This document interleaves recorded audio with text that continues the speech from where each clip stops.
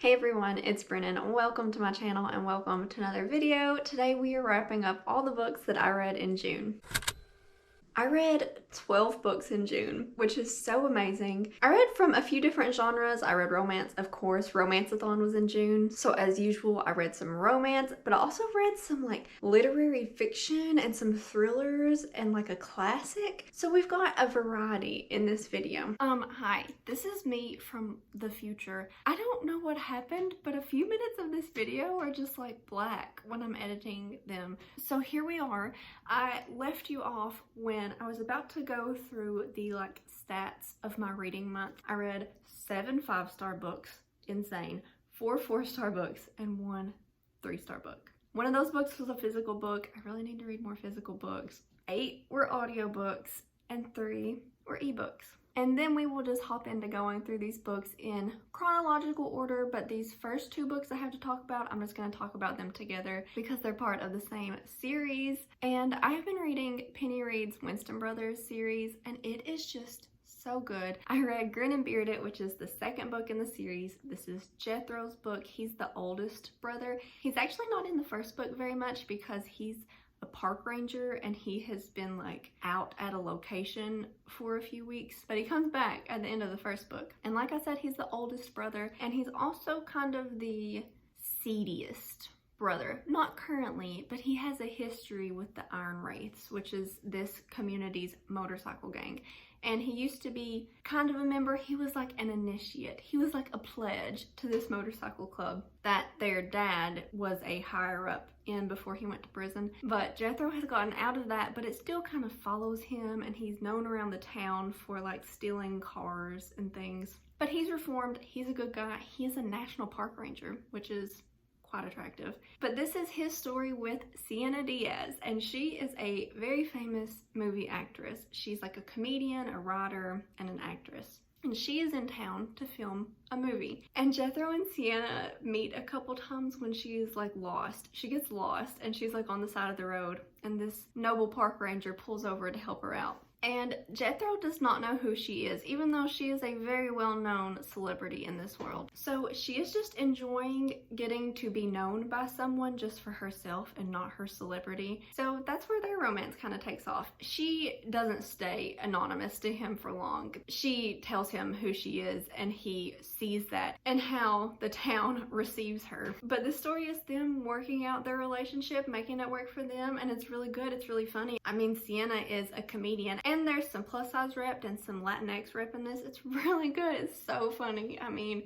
this series just, it has my heart. And then we have to jump right into the 3rd book, Beard Science, which is Cletus's book. Cletus is one of the brothers who plays a really important role in the 1st and 2nd books. And he is like this socially awkward and very blunt, mischievous, genius mastermind. Like he kind of has some nefarious plots going on, and all of his brothers are like, if they need something, they're just like, oh, Cletus will take care of that. And this is Cletus's story with Jennifer Sylvester, who we've also met in the other books. She's the banana cake queen. And while I knew I would love Cletus's story, I was so invested in Jennifer. So her story is that she's lived this very sheltered life and she plays the persona of the banana cake queen, which is like this very popular social media presence that she and her mother kind of have together. And her mom basically manages her life. She's in her early 20s, she's like 22. But she just hasn't done much in her life. She just basically works for her mom and bakes cakes and delicious baked goods all day and doesn't get paid for it. And I've mentioned this in a few of my other videos, but I love when a character, their enemy is like their parents. So Jennifer's mom and dad are like actually mean to her every day. I don't know if her mom really means to be, but they say very mean things to her every day. They're always telling her that she's just pretty, she's not very smart. And they just kind of talk about her like she doesn't, like she can't understand them, like she doesn't have the ability to understand what's going on. So she and Cletus are both kind of awkward, So they just make for the most perfect awkward couple. But they get together when Jennifer gets some blackmail on Cletus, and Cletus himself is a notorious blackmailer. And so in this, they are like blackmailing each other, and she blackmails Cletus because she wants someone to help her find a husband. She's not blackmailing him to be her husband, but she wants him to help her find one. And Cletus is like, okay, first we have to get you to become more of yourself. You have to be like, not enticing. Enticing is not the word, but you just have to come across not as a robot that your parents programmed to do their bidding. So Jennifer starts deciding what kind of person she wants to be seen as, and obviously she and Cletus, they end up with each other, and it's so incredibly good. I love the tropes in this. What I loved, what was so refreshing, is that there was like no misunderstandings in this. They were basically on the same page for this. They just kind of bluntly say things to each other, and I loved it. This is like my favorite book that I've read so far this year, and if you're a romance reader and you haven't read the series, you should totally pick it up. It's so good. It follows a family of Tennessee mountain men and their sister, and it's just so good. The town is like so cute and quaint, but there's like the bad motorcycle gang, and there's a lot of food, and it's just really funny. It's funny, it's steamy, and it's just everything I want in a book.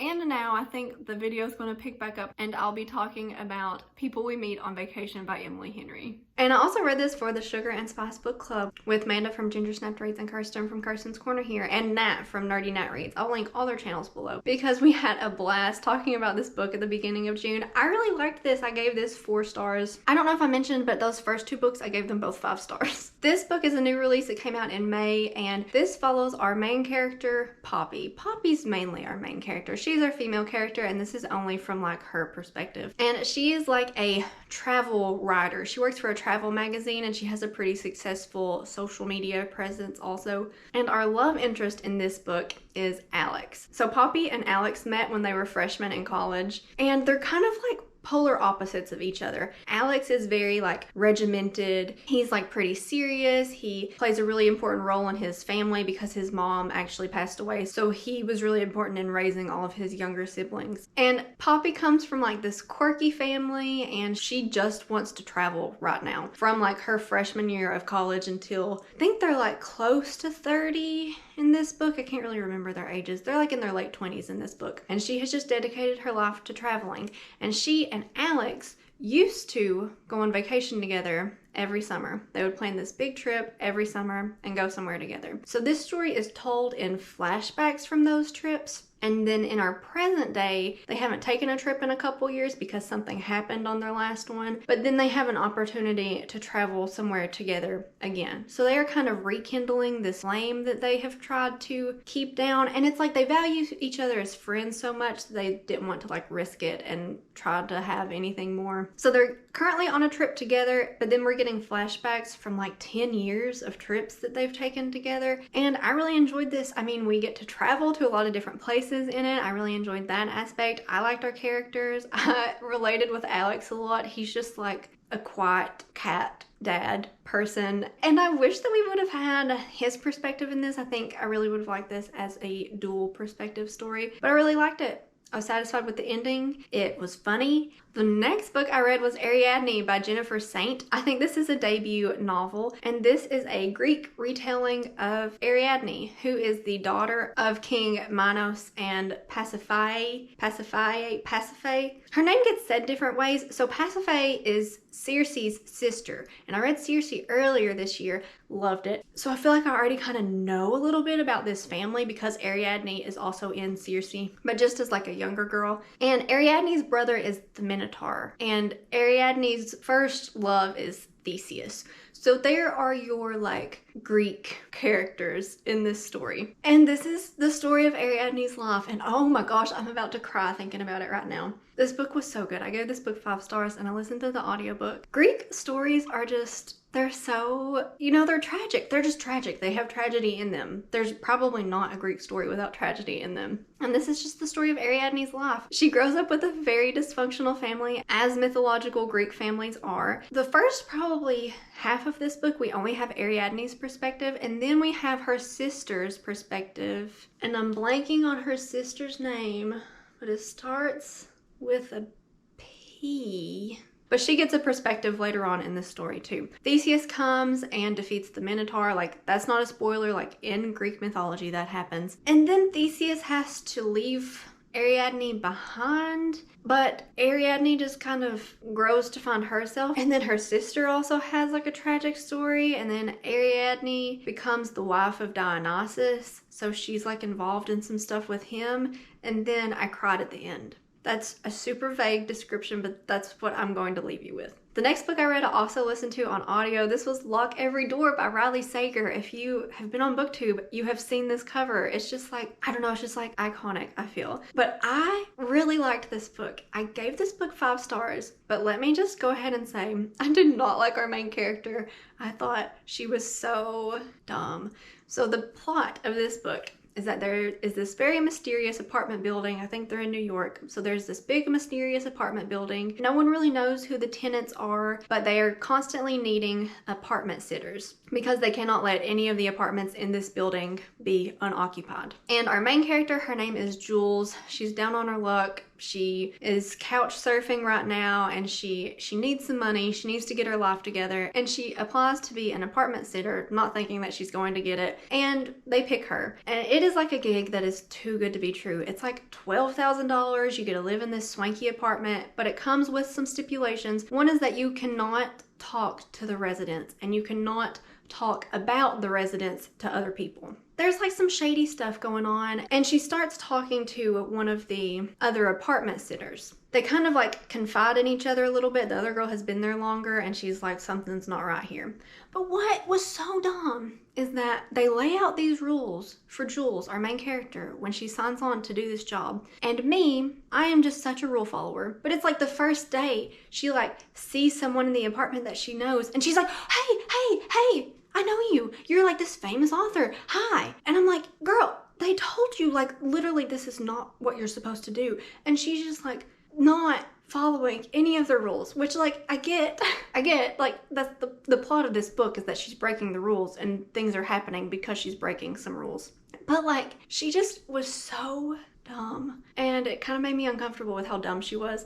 But I loved the plot of this book. I loved the plot of this book so much that I still gave it 5 stars. But I'm not going to tell you anything about the plot of it because that's like the thing. That's like the thing about thrillers, okay? So if that sounds interesting, and if you can deal with thinking that you can do a much better job than the main character of the story is doing, pick it up. It's really, really good. And then I randomly picked up the audiobook for Wise Blood by Flannery O'Connor. This is like a classic. This was written in the 1940s.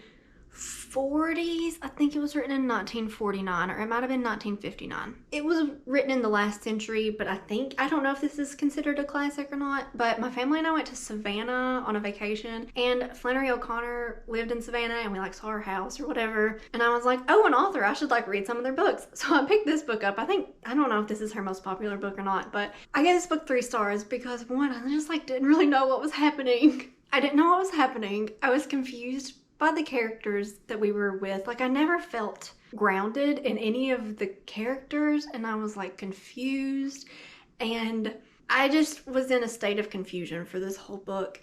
But I think this is mainly following a guy who has been in World War II probably, and he's come back from World War II, and he's having like a religious crisis, like an identity crisis. Like he is trying to start his own religion that is like not religion, that is like anti-religion, but a religion still. I don't really know what to say about this book. It made me really uncomfortable. Flannery O'Connor writes Southern Gothic is her genre. And like, I just felt really uncomfortable through the whole thing, and also didn't really know what was going on. Like, and that's not on her, that's on me. That's on me. And I listened to the audio. I probably could have like thought about it more if I actually read it, but didn't know what was happening, and then I was really uncomfortable, and then I got more uncomfortable, and then I kind of knew what was happening and I was still uncomfortable. That's what I'm going to say about it. And then I read Trist, Venom by Penelope Douglas. This was her new release in June. This is a sapphic romance following two high school senior girls, and they are both on the lacrosse team together, and they're at like a Catholic all-girls school. I should say, some of these books I read in a vlog for Romanceathon that I have already posted. Beard Science I read, and Trist, Venom I read in that vlog. I will link it below. And two more books in this wrap-up I also read in that vlog. So check it out if you want a little bit more on them. But this is a high school bully romance. Penelope Douglas at her finest. And I really liked this. I gave this 4.5 stars. I'm not gonna lie, it was just so long. That's probably the only reason that I took off half a star. It was 600 pages. It was 587 pages. And that's just like a lot. But I really liked it. The first part of it, they were so mean to each other. Like, so mean to each other. But you know what? That's what I signed up for. So can't dock points on that. But one of our girls, Olivia, she is openly out at their school. And then our other girl, Clay, she is not. And Olivia is from like the poor side of town. She is a Native American Seminole. She's like at their school on kind of a scholarship, and she is like an orphan. It's just her and her like 5 or 6 brothers, and they just live a rougher life. And they're at this like private school, and then Clay is like a rich girl, is supposed to have a lot going for her, and she is trying to fight her feelings that she has always had towards Olivia. And that's our story. And I don't really know if I want to say more about that. What did I like about this? I really liked the second half of the romance. The first half, like I said, they were just like at each other's throats, but then that sets up like the second half, and then they have just like the best relationship. Like, it ended up being so good. But it just went on a little bit too long, and I loved Olivia's family. I loved it so much. Her brothers, they do not have their lives together. Their like oldest brother has his life together just so he can take care of all of them. And I would love to get books from some of the perspectives of her brothers. And then Clay's family is like super dysfunctional, and Clay knows that she is like messed up from it. Her parents are like not together, and she had a younger brother who passed away from an illness. So that's like caused a rift in all of her family. But then like that kind of gets better. Like, I enjoyed that part of the story too. I liked this book pretty well. I gave it 4 stars. It was really good. It's a new release from Penelope Douglas, and she just writes a really good atmosphere. Like, they're out at night doing shenanigans and stuff. Penelope Douglas's books are just a lot of shenanigans. If you like that in a book, pick her books up. I really liked it. I feel like I don't have much more to say. Check out my vlog though if you want like a more extended version of that review. The next book I read, which I also had in my Romanceathon vlog, was Float Plan by Trist. This is more of a hard-hitting romance. So our main character is dealing with the suicide of her fiance. And they had been like restoring this, I guess it's like a sailboat. I'm not a nautical person. But they had been restoring this boat together, and they were planning to take a trip from like Florida to maybe Puerto Rico, I think was their goal. But he kills himself. So she's dealing with a lot of grief from that. And that's the majority of this book, is our main character, Anna, kind of finding her new self after this grief. So the day comes around when they were supposed to start their journey, and she just decides to go. She's like, I'm just gonna do it. She like leaves her job, leaves her apartment, just gets on this boat and sails. But she pretty quickly finds out that she needs some help. You just like can't sail a boat 24 hours a day, all day, every day for months on end. Months might be like kind of an exaggeration. Maybe it was like weeks. Anyway, like you just can't do it. So she docks at a port and puts up like a notice like on a bulletin board that she is hiring someone to help her sail this boat. And she has like a funny run-in with the guy who ends up accepting it, and then it turns out that he was the guy who had accepted it. Anyway, a guy accepts it. His name is Keen. He's Irish, and he has a prosthetic leg. I loved him. I loved him more than our main character, I'm not gonna lie. But he was a professional sailor, and then he got injured, and now he's just island hopping too, I guess. This is very like nautical. They're on a boat a lot in this book, and this was really good. Like, I gave this 4 stars. I really enjoyed it. But as far as like the romance goes, I was like, I'm liking this book, but I don't know why you guys like each other so much. It was like, as soon as Keen took the job, he was like all in. He was dedicated. He was dedicated to her. He lived for her. And I was like, whoa, whoa. And then Anna's obviously like dealing with stuff, and Keen is like so good with it. He's like letting her process her stuff and helping her process her feelings and her grief and all that. But he was just so dedicated, and I was like, you are too good. You're too good. You're too good of a guy. And they adopt a dog in this, and it was really good. Solid 4 stars, but just know what you're getting into when you start it. The next book I read was The Maidens by Alex Michaelides. This was his new release. I think it came out in June. Yeah, it came out in June. And I will just tell you this about myself. I did not love The Silent Patient. Like, it was okay, but I just didn't feel a lot for it, and I like to feel. And I felt the same way about The Maidens, but I think I liked the plot a little bit more. Right now I have this at 4 stars, but I just don't feel for his characters. I feel like they are just kind of like robots going through motions. And I haven't even told you what this book is about. This is a thriller, and it's kind of like a dark academia thriller. So our main character, Mariana, is a widow. She's like in her 30s, and her husband like unexpectedly died, and her niece is a student at Cambridge University, where she used to go also. And there was a murder of one of the students, like one of her niece's close friends, and then she goes to the university to be with her niece during this. Then she decides that she needs to help solve this murder because they arrest someone, and she's like, that's totally not who it is. I should say she's a psychotherapist, which is the same profession as the job of our silent patient main character. And I think Alex Michaelides, his background is in psychology. So she's a psychotherapist, and she's like, that is not the killer. I know who the killer is. It is this guy. So she's just like hell-bent on she's not framing him, but she wants to prove that one of the professors at this college is actually the murderer. And he is super creepy. So he's young and attractive, and he has like a following of women, like students at the college. They're called the Maidens, which is the name of the book. This is like so not okay. Like, if this was in real life, this university would be investigating this and being like, sir, you know, maybe don't have a fan club of women and call them the Maidens and meet with them privately and buy them drinks all the time. Let's just not do that. So suspend that belief if you're going to read this book. But anyway, our main character is trying to convince the police that this professor did it. And we have I don't want to say a dual timeline, but we have 2 perspectives in this. So we have our main character's perspective, and then we have writings from a man. And you don't know who the man is. And Alex Michaelides does do a great job of making you think that it is a lot of different men in this book. But the writings are from who the killer is. Like, kind of. Oh gosh. I'm doing great. So you have these writings from this very disturbed person who's had a very traumatic childhood, and he's writing about his childhood and the feelings that he has. And then you find out who the killer is, and then the book ends. I'm really not doing a good job, but I liked it. Oh, also, like, more girls start dying, more of the Maidens start dying. Okay, I'm gonna stop talking about this book now. But I enjoyed it pretty well, but I just don't feel anything for his characters. Like, I don't care about them. And it's not even that they're unlikable. Like, I guess they can be unlikable, but it's like I just don't feel anything. And it's just like all plot, which is fine.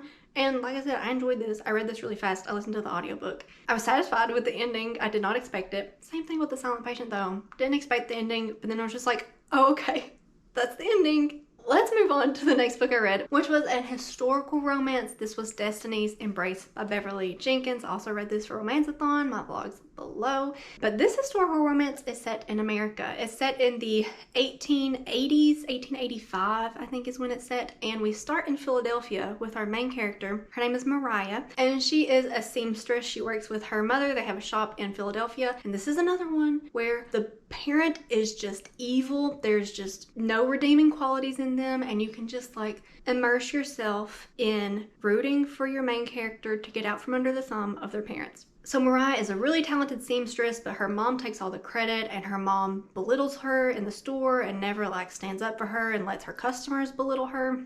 And she's like verbally abusive to her daughter every day. And now her daughter is 30. Mariah is 30 now. and she's had enough. She and her mom get into like an altercation, and Mariah goes to her aunt, who is her mom's sister, and she kind of finds out a little bit more about her mom, but like not enough to make up for how awful she's treated her for 30 years of her life. 30 years of her life. So her aunt convinces her to accept a job as a housekeeper in California. So she gets on a train and is like, I'm 30, like I'm probably not gonna get married, so I'm just going to see the world. I'm just gonna live my life. I gotta do something. I can't live here anymore. So she gets on a train and goes to California to be this housekeeper, and our family in California, this is the first book in a series, and it's the brothers in this family, but they have a ranch.